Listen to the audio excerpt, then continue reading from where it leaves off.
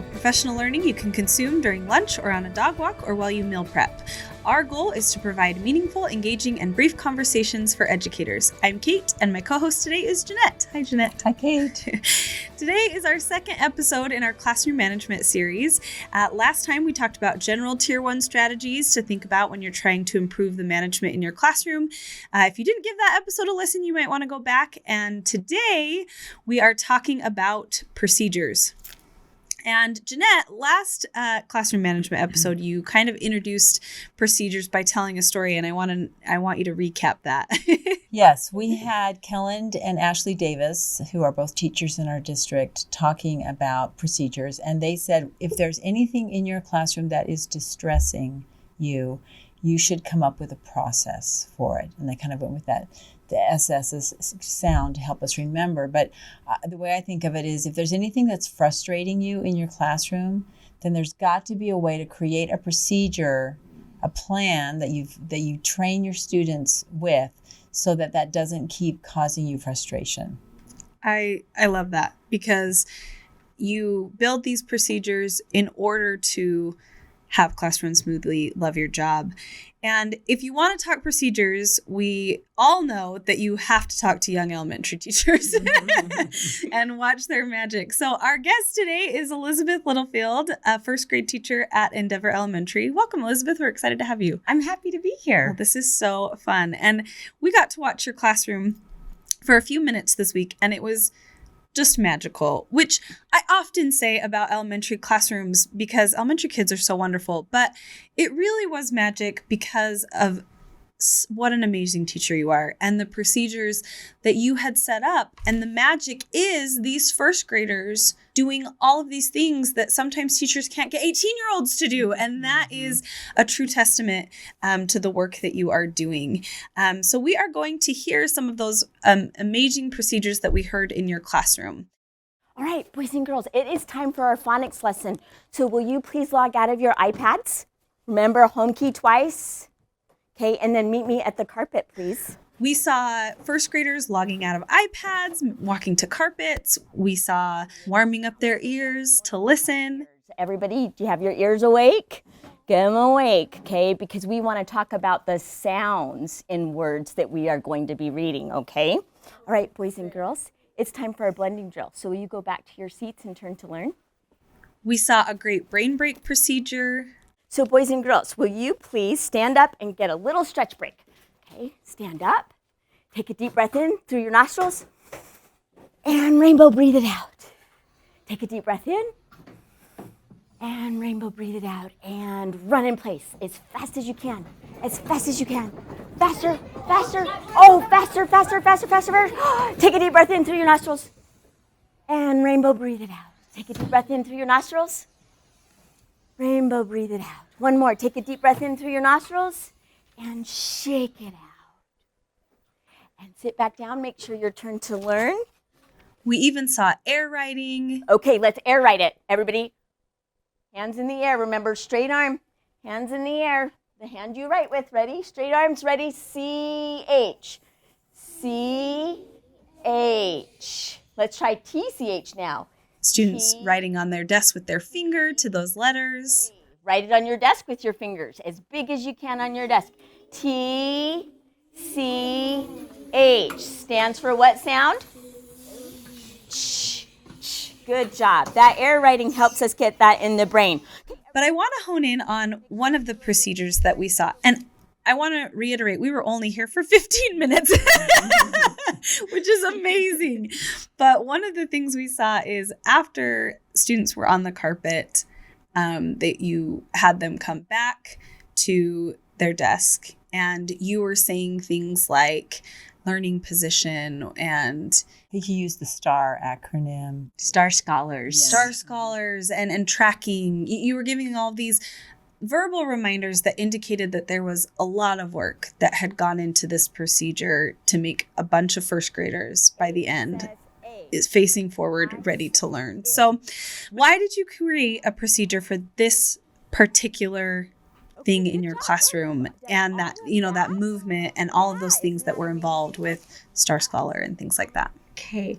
Well, I teach 6-year-olds and they've got a lot of energy. So right off the bat, we need to move our learning positions. It just helps them to be able to pay attention better and be really focused on the learning. So we do a lot of switching from carpet to seat work. And I chose the seat work to begin my phonics lesson because that's the phonemic awareness. I want to be able to see their faces. So that's why I chose to start the lesson there. And then they need to do some writing. And so I would like them more comfortable at their desk. So that's the main reason why I needed to do that. Now, the reason why I set up a procedure for that is because if you don't give first graders what you want them to do, they'll come up with their own way of doing something, and it may not be what you want. Like you might end up having them, they're kind of like squirrels sometimes, right? They get distracted. So they might have a conversation. They might start getting a drink. They might start checking their backpack for things. They will come up with something. And then all of a sudden, you are now 5 minutes and you haven't done your phonics lesson and you want to keep that pacing up. So that's why I knew I needed to have a procedure. I love that you said, like, you have to keep them moving to keep them engaged. I think some teachers are afraid to move students or, transition in their classroom because it causes chaos and there's, they don't have that procedure.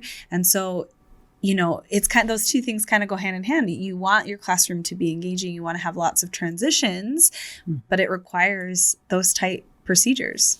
I agree. So let's say I'm a secondary teacher and my transitions waste time, learning time, and I'm frustrated at the end of a 5-minute transition that could have gone better. Tell us about how you teach that procedure of transitioning. Okay, so we do a lot of modeling. So I will tell the students what my expectation is, and then I will show them what that looks like and what that sounds like. And then we also go over what it doesn't look like and what it doesn't sound like. And I have to read the room too in my class. So some years I might have some kids that I know that might be a little bit resistant to that. So I may selectively pick those to show me the wrong way to do it. Mm-hmm. And then I might cycle back and choose that same student that just loves to, kind of be the class, and then they can show me the right way. And then now I've got that buy-in that you can do it. You proved it to me. You proved it to everybody that you know how to do it. So I've found that helps with some of the difficult buy-in. And then I think part of my key is, even though they're only 6 years old, I try to, they're humans. They're just 6-year-old humans. And we all kind of want to know why we're doing something. So I make sure I incorporate that. I tell them why I want them to do things a certain way and that there's a good reason behind it. And then I usually don't have a problem with buy-in.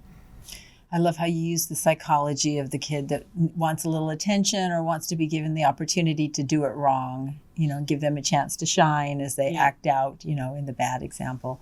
What if teachers are resistant and say, I don't have the time to be teaching, transitioning, and to be practicing, I've got more important things to do?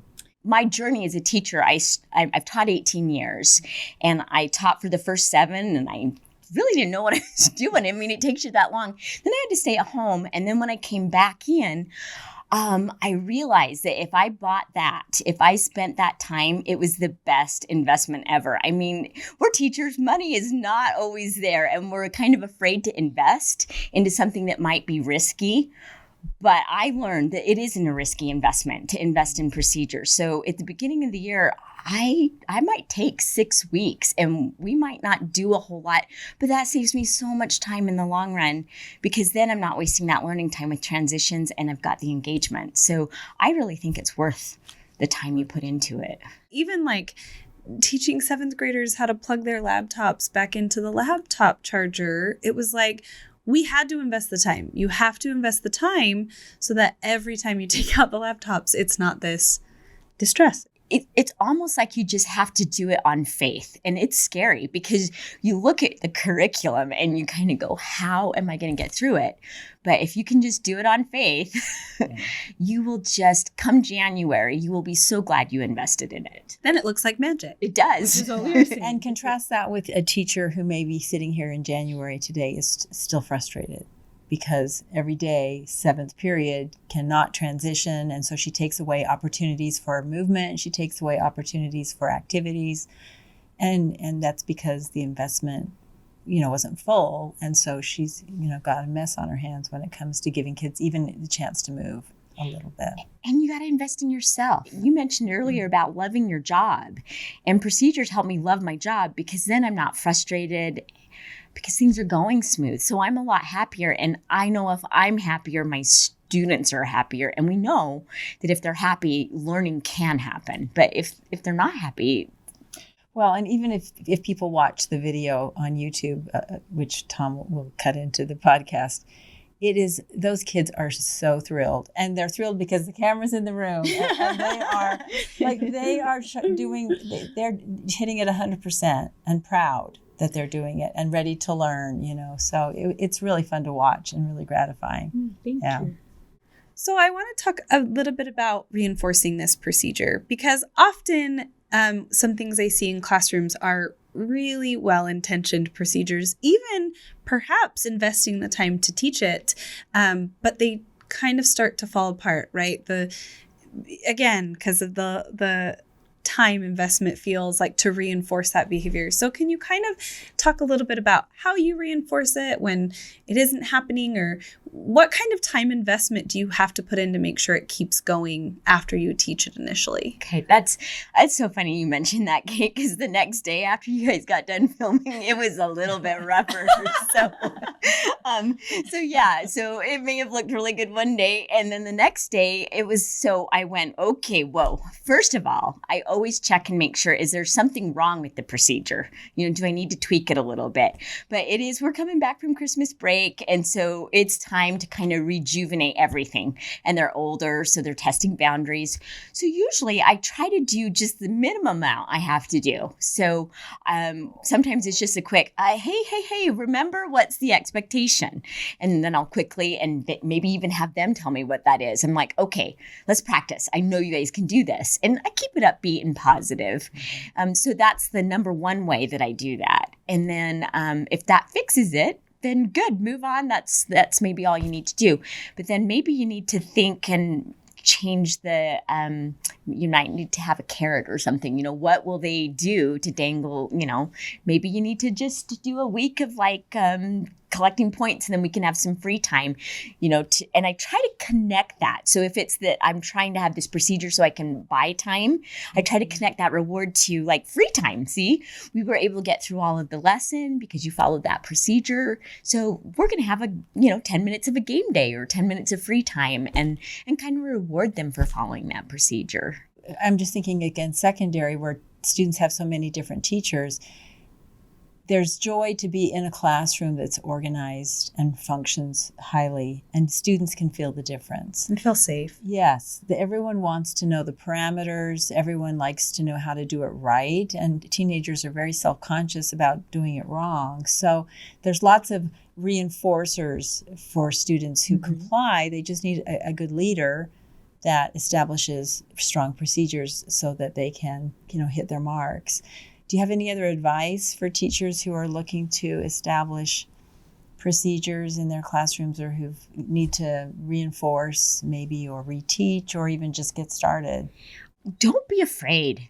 I mean, it's a procedure. Just try something. And if it doesn't work out, that's going to give you a lot of information, as long as you step back and ask yourself, well, why didn't it work?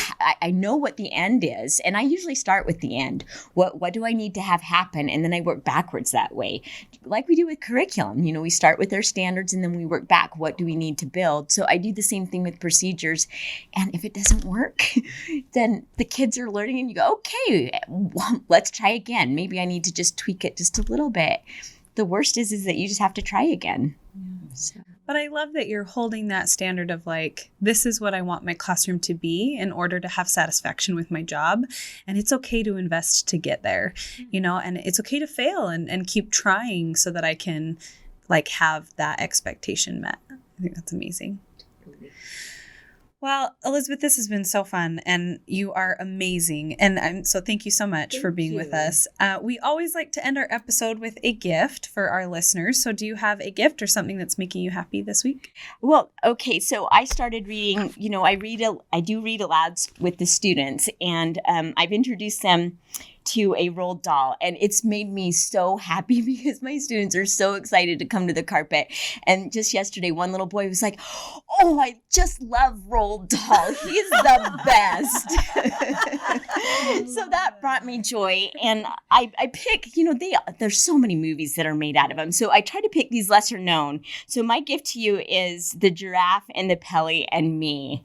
And it seems like such a simple story. It's a window cleaning company, The Giraffe. I mean, they're all there. I mean, the giraffes, so they just love it. So that's my, that's been bringing me joy in the classroom and to my students. And then at home, my favorite treat for you, if you can get in there and get some, I live at Trader Joe's. And they've got some salted caramel chips that are a must try. I made cookies with them, but I ate half the bag, so I had to go get another bag. Win-win. Oh my gosh, so salted caramel, like a chocolate chip. It's just like a chocolate chip, but it's caramel. So excited. That sounds I can see delicious. myself headed down to Forest South today. Well, Elizabeth, thank you so much for being with us today. It has just been a pleasure to talk about procedures. As always, thanks to our producer, Tom, for making us sound so good. This season, there's also a link to the video component of the podcast on YouTube. Check the show notes for that link. Thanks for joining us. Please like and subscribe and share the podcast with others. See you at school.